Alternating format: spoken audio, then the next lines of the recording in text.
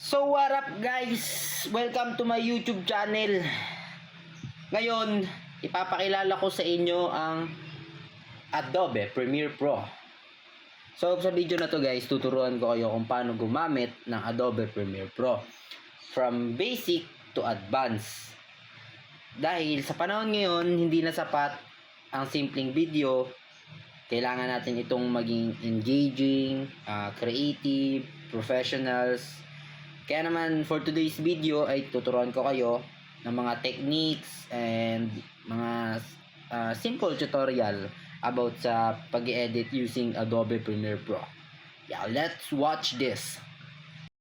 So yun guys, once na open na natin ang ating laptop, open natin ang Adobe Premiere Pro.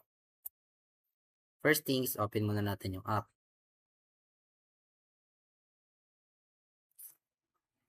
Then once na na-open na natin yung app, let's make a new project. Pangalanan natin siya ng SSHE2.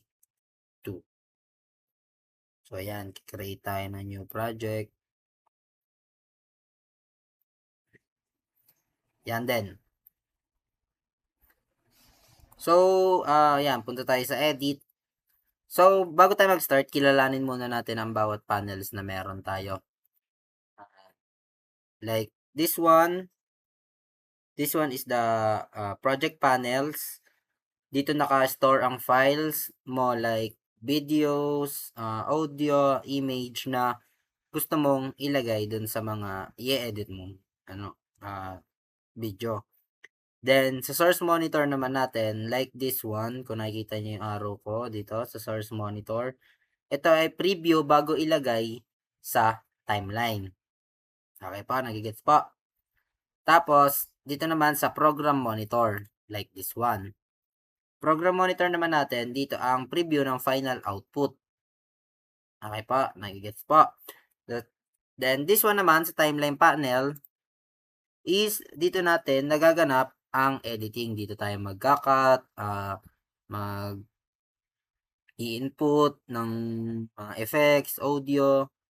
Then, ito naman, this one, napahabang to, is ang ating tools panel.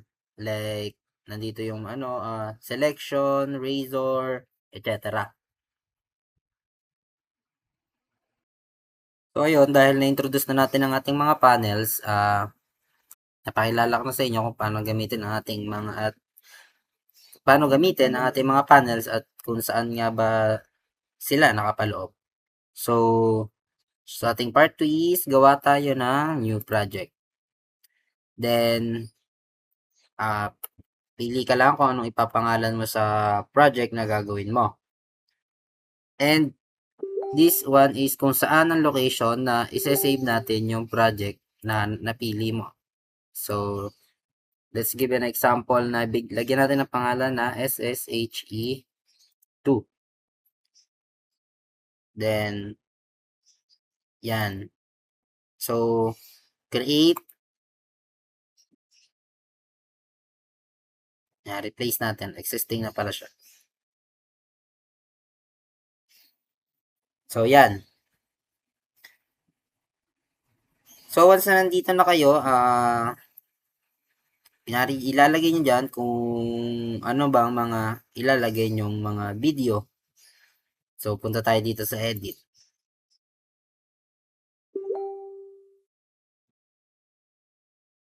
Set.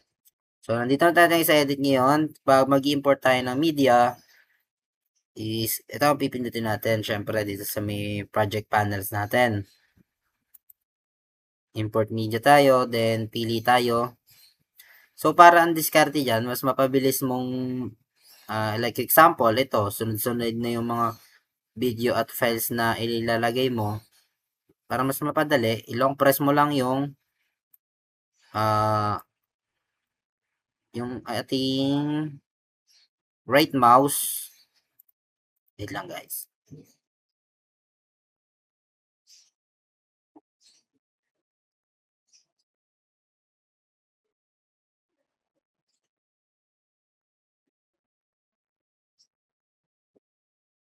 So, ayan, input natin.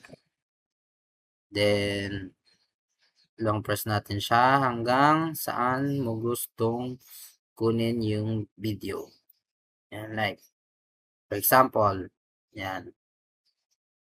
Example natin yan, di ba? Yan, balik tayo dun sa ano natin. Nasaan na yun? Ayan. Then, click open. Okay. So, nandito na sa project panel natin yung mga video na sinelect natin. Okay. So, saan naman tayo ngayon? Dito naman tayo ngayon sa may organizing media. I-organize na natin yung workflow at like kung paano ba natin pagsusunod-sunodin yung mga videos, paano natin ilalapat yung audio, music, or kung may picture man tayong ilalagay, is dito na natin kukunin yung mga beats. So, like example, kuha tayo this one. Right click lang natin, then drag natin dito sa timeline natin. Yan. So, yan, na-drag na. Ay, wait lang. Makakalabas ka na makakalabas.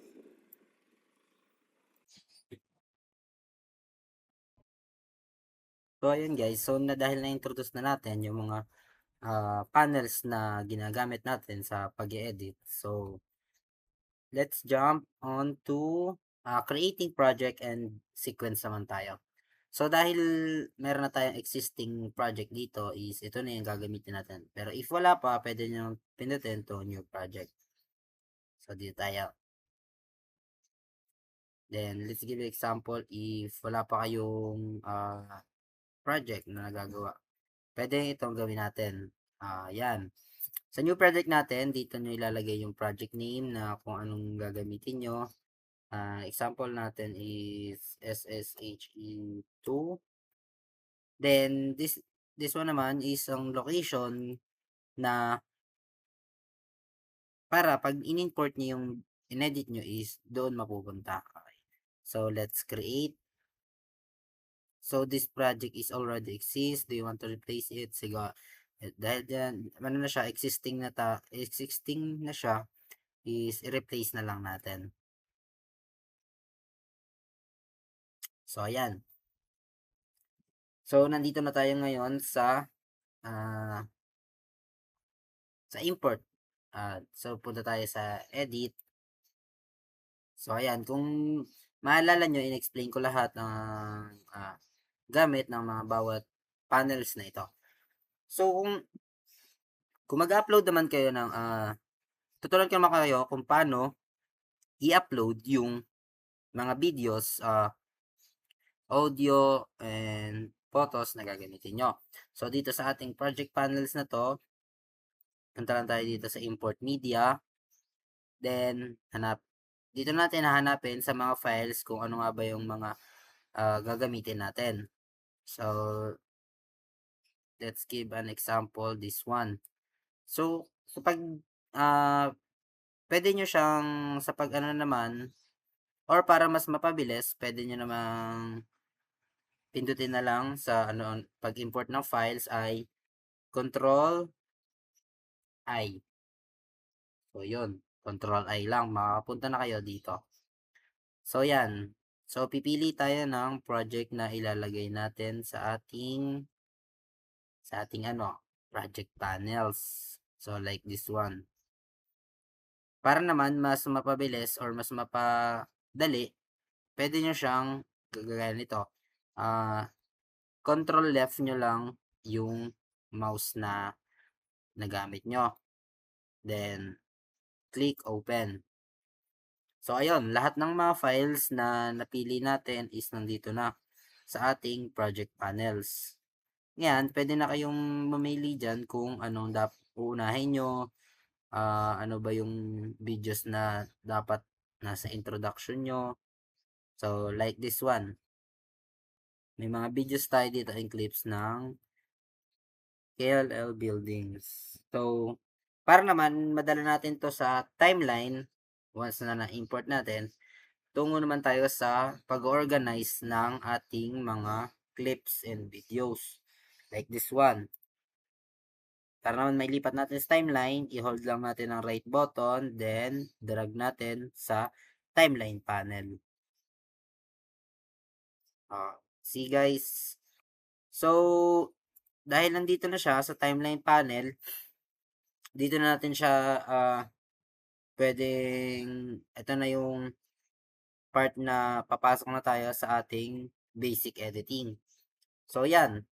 Then, kung gusto nyo pang dagdagan ng videos, pwede nyo namang maghanap pa kayo dito sa ating project panels. Then, drag natin. Like this. Like this one na lang. Sige, ito na lang. Hold natin. Then, drag. Yan. So, yun guys. Meron na tayong 2 clips ng video sa timeline natin. Then, sa mga basic editing tools naman natin, like this one na nakikita nyo na tinuturo ng mouse is meron tayo dyang selection tool, tapos itong razor tool, then ito gagamitin natin sa pag basic edit natin sa ating timeline guys, okay? So ayun guys, sa paggamit natin ng ating mga this one, mga tools natin, ating mga is like this one. Once na yun, ano ba? Yan. Medyo palakihin lang natin para kita. Yan. So, ito yung mga gagamitin natin pang edit natin sa timeline natin. Like this one. Pag selection tool, ibig sabihin, like this one, nagalaw-galaw yan. Yan. Yan yung arrow na pwede nating gamitin. Tapos dito naman sa ating pang track select is dito yan. So, pag i-adjust natin ang ating videos and clips. Then, dito naman sa ripple, yan. Pag i-adjust natin ang ating videos, yan. Ito yung pinaka para magiging cut na ng videos natin. Then, razor tool. Kunyari, may mga exceeding scene ka. Let's give an example dito. Gawin natin tong example. So, play natin yung video. Kunyari, gusto mo na siyang i-cut dyan. Then, pindutin lang natin tong razor tool natin. Then, tapat natin dun sa gusto natin putulin. Then, click lang natin. So, ayun. Voila. Putol na yung video. Ang galing, di ba? So, ayun guys. So, ating mga tools, yun ang gamit natin sa kanila. Then, yun.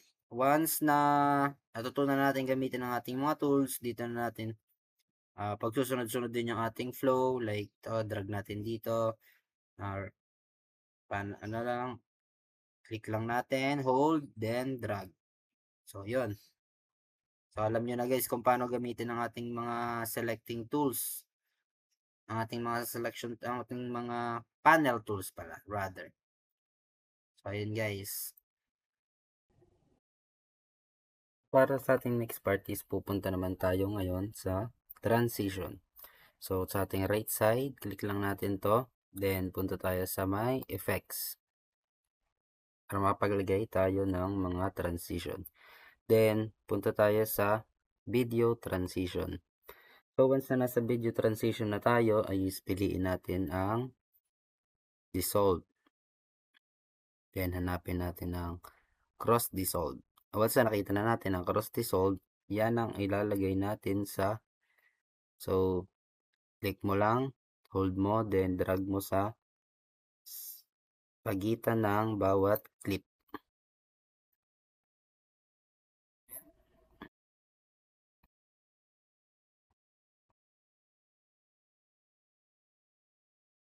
So, once na drag mo na, makikita nyo yan. Yan.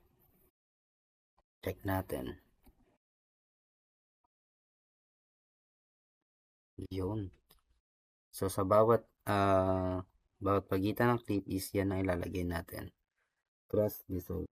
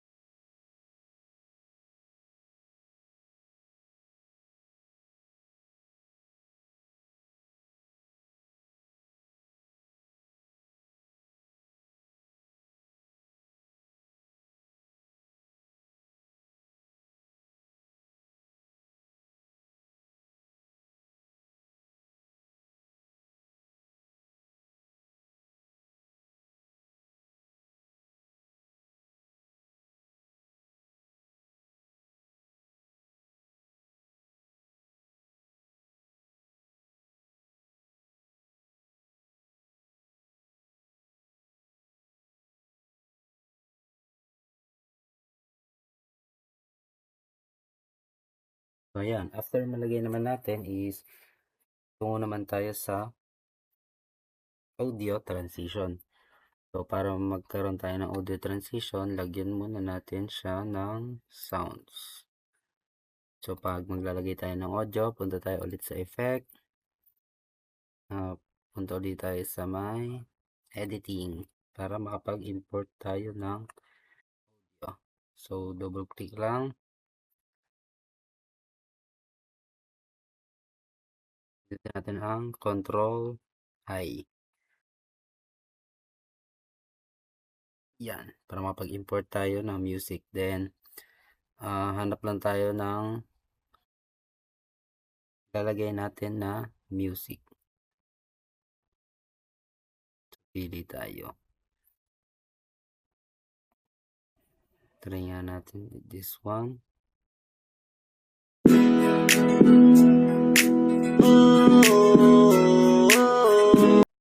So yun, dahil nakapili na tayo ng music, yun ang ilalagay natin sa ating Adobe.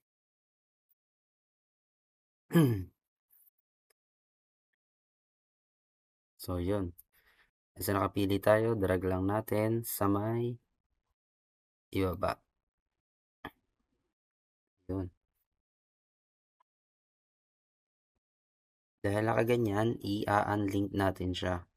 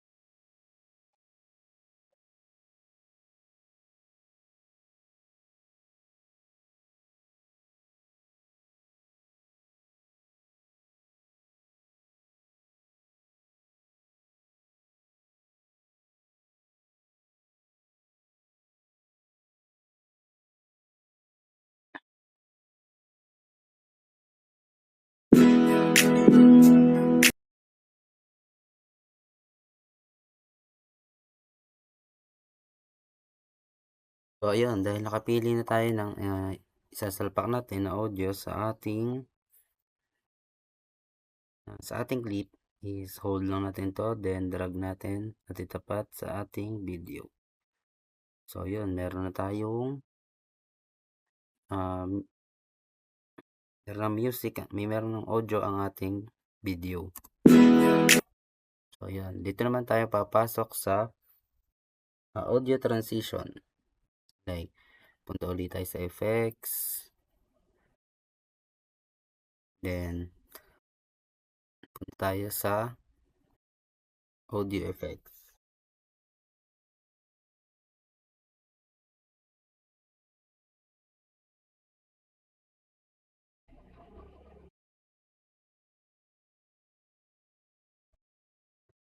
Yan, tapos hanapin lang natin na punta tayo sa audio transition, tapos crossfade, constant power.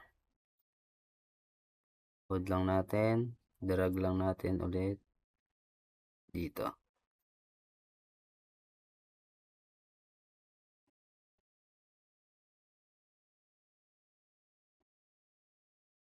Yan, ito naman is ginagamit natin para hindi mabigla yung video natin at magkaroon tayo ng transition sa pagpasok ng music.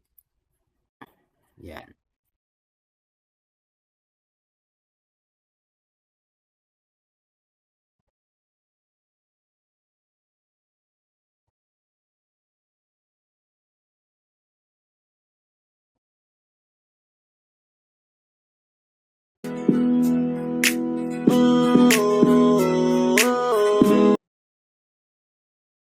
So ayun.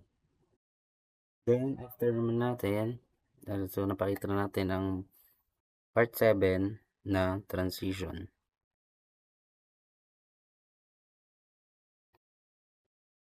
Sa ating next part naman ay papunta tayo sa video effects. Mag-a-apply tayo na effects like blur, lumetri color, then pwede rin natin siyang i-crop. Dadrag lang natin ang effect papunta sa mga clip. So nandito tayo sa effects. Hanapin lang natin ang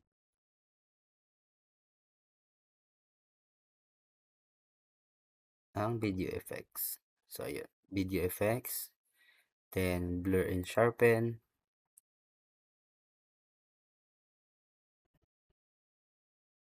then let's try the camera blur.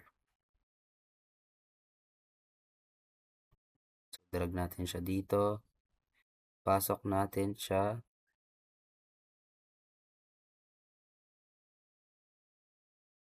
dito, lagay natin siya sa intro natin. So ngayon, duration naman niya is babaguhin natin like dito.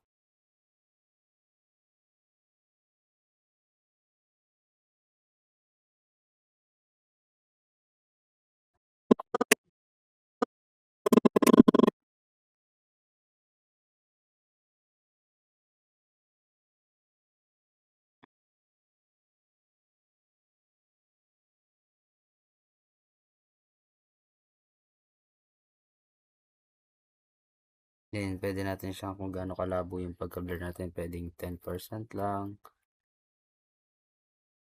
Yan.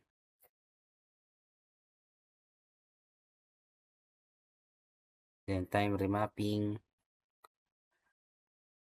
Pwede tayo dito mag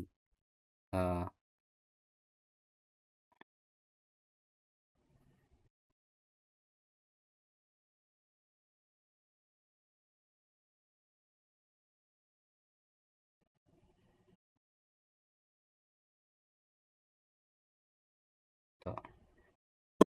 Add tayo dito ng ating keyframe.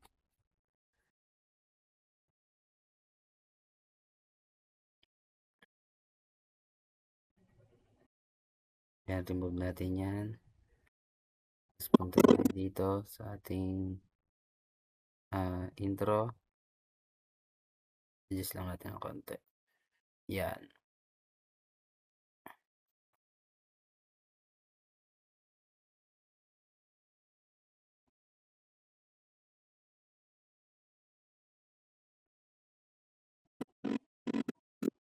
Yan. Then, add tayo ng keyframe dyan. Then, this part.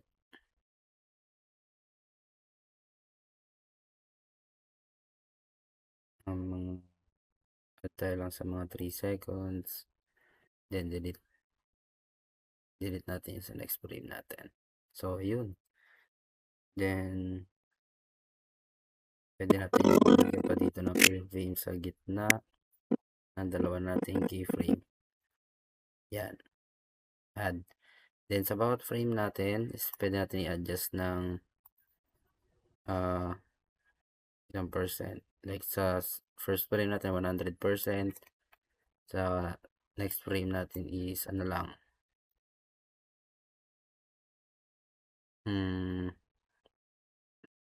pwede sa next frame natin is,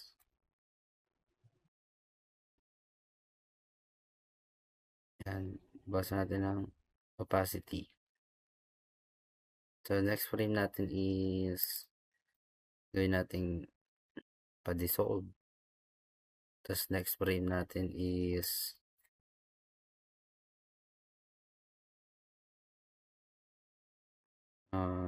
lighten. So, let's try.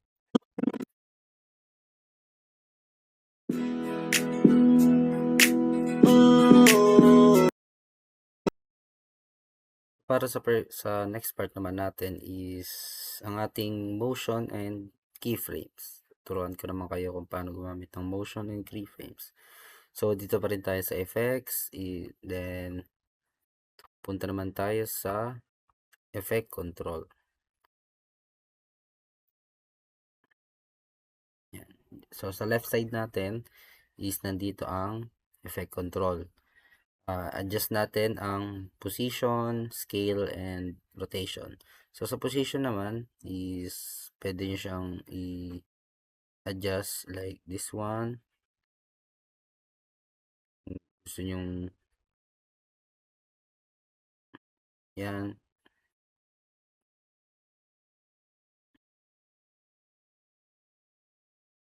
So, kung gusto nyo naman siyang i-reset yung parameter, reset natin. So, let's try this one.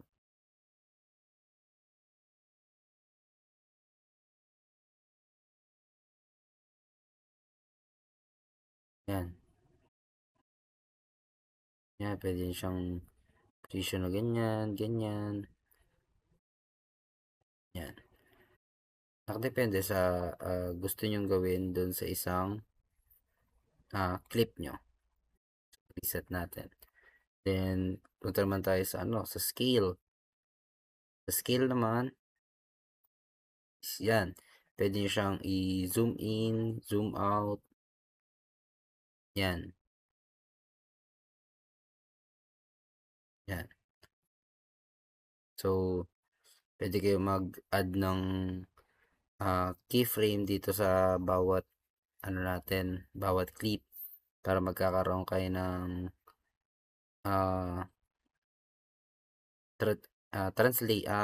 transition sa bawat gagawin nating paglalagay natin ng scale. Then sa rotation naman, like ganun din, pwede nyo rotate or paikot-ikutin ang frame ng inyong bawat videos. So nakadepende sa inyo kung paano nyo siya i-edit. So reset natin. So punta naman tayo sa next part natin is audio editing and mixing. So dito na tayo sa audio editing. So para naman sa audio editing natin is sa workspace, click audio. So yan. So audio editing naman natin is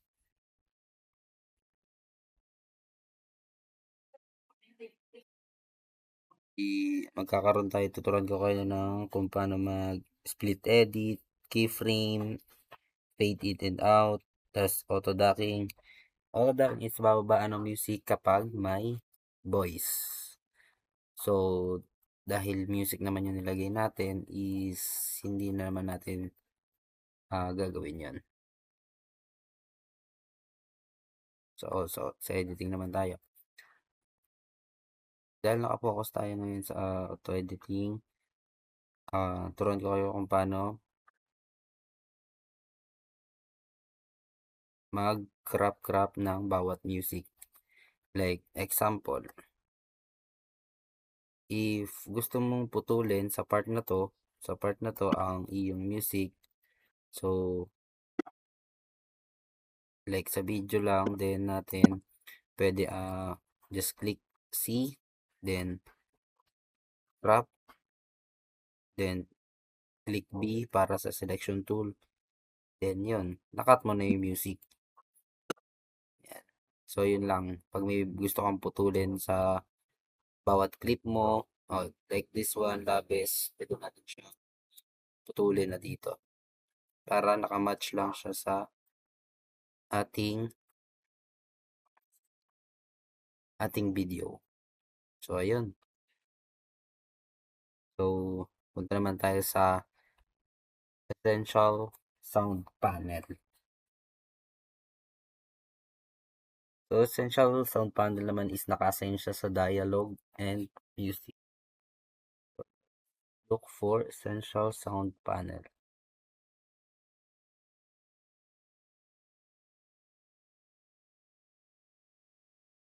So essential sound panel natin is dito sa right side. So just click lang natin itong essential sound panel. Then dito sa edit. So yun. Then let's example na pili tayo ng isa nating clip.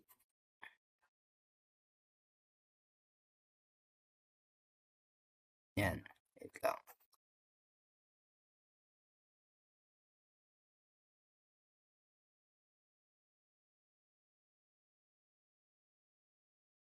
So ito. Try natin this one. So yun. Nandito na yung sounds natin. Try natin pakinggan. Kasi yung makipagtalo sa amin di na bagay. So ayun. Pwede tayo siyang mag dito sa ano natin, sa panel natin na to is pwede tayo ditong i-edit yung music bago natin ilagay sa ating main track. So like, pwede natin sa docking. Huwag ka magtaka bakit Dito muna tayo sa may loudness. So loudness naman natin is naka-automate siya. Yan. Then punta tayo sa duration, sa DAC, sensitivity yan. So yun. Ito lang natin siya i-edit. So yan, ito yung mga option na pwede nating ilagay.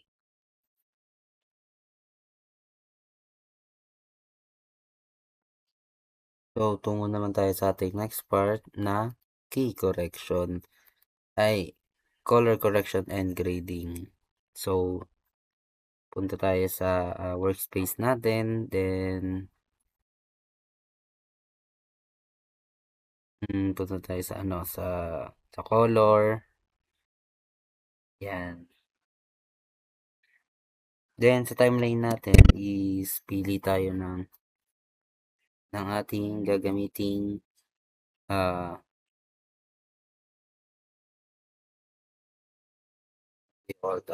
clip like this one. Pwede natin siyang i-adjust.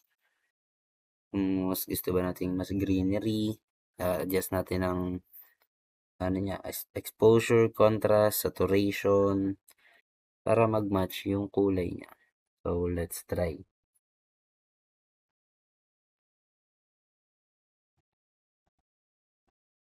Yan. Ito para medyo ma-highlight pa natin yung greenery ng kapaligiran. So, sa atin next naman, ito maganda na ang ano dito. Yan. Yan yung mga na-edit ko na kanina. So, this one, lipat naman tayo dito. Then, i-highlight naman natin dito is yung kulay ng kernel.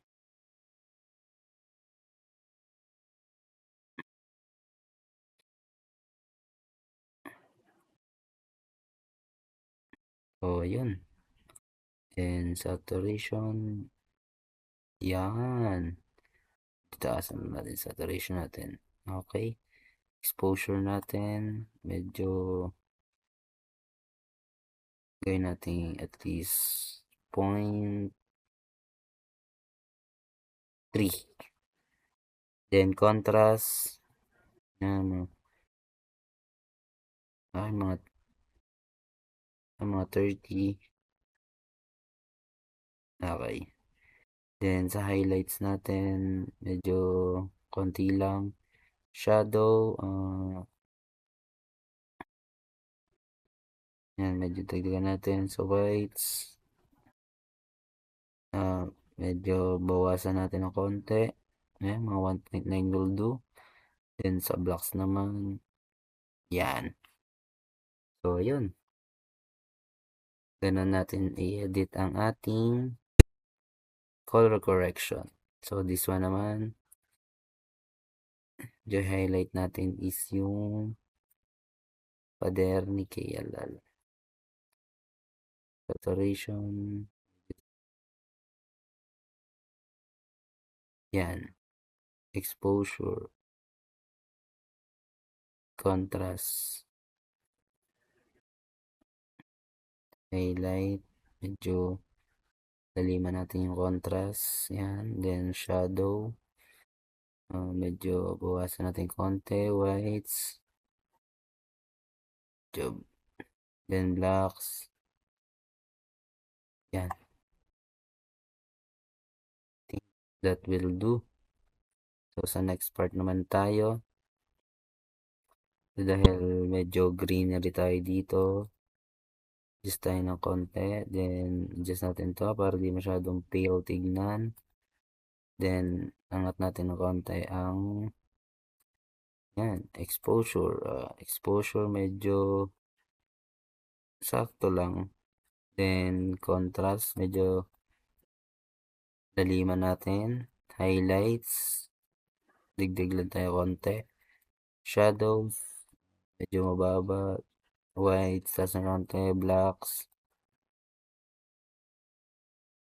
Yan. So, yan. Adjustment natin per layer. Then, proceed naman tayo sa text and graphics. Sa text and graphics natin, meron tayong example dito kanina. Yan, the kolehiyo lungsod ng Lipa. Try natin. Came here for fun, walang ibang pakay. Masaya lang gagawin ng mga bagay-bagay. Iwas sa gulo, Doon na sanay. kasi yung makipagtalo sa amin di na bagay. Huwag ka magtaka bakit ganito. Nagtataka ko hindi ka pa nasanay. Kesyo ganito.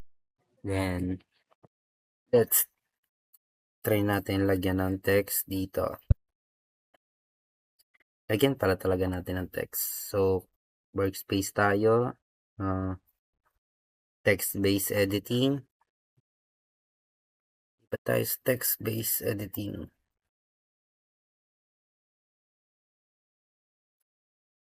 So, ayan. Then, nandito tayo ngayon sa ating type tool. Then, try natin dito siya lagyan. Ano ba ilalagay natin? Let's try na pwede natin lagay is welcome. Welcome.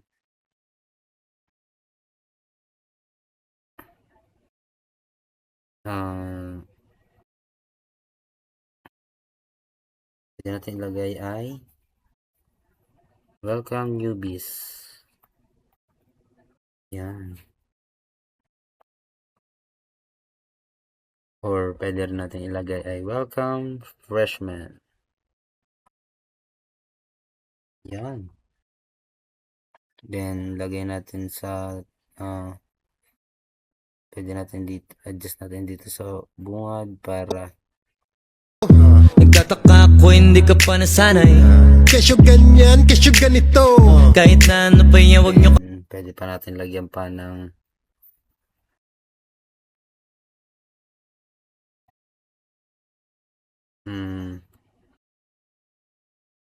kami idamay. Bro, Bro, chill, chill. walang away, Walang away. deal, Deal. angas, Angas. still. Eto na uli, all eyes, all ears. Ano isa ka ba sa nainip? Handa ka na ba na makinig? Ito na yung bagong sound. then pwede natin ilagay dito ay pwede natin siyang lagyan dito ng dito lagyan natin ng text sa may baba. Pwede natin lagyan dito ay KL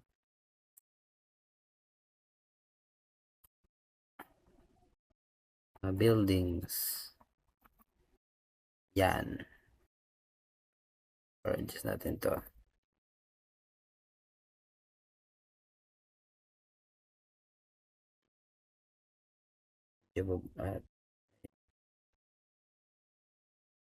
I think that will do.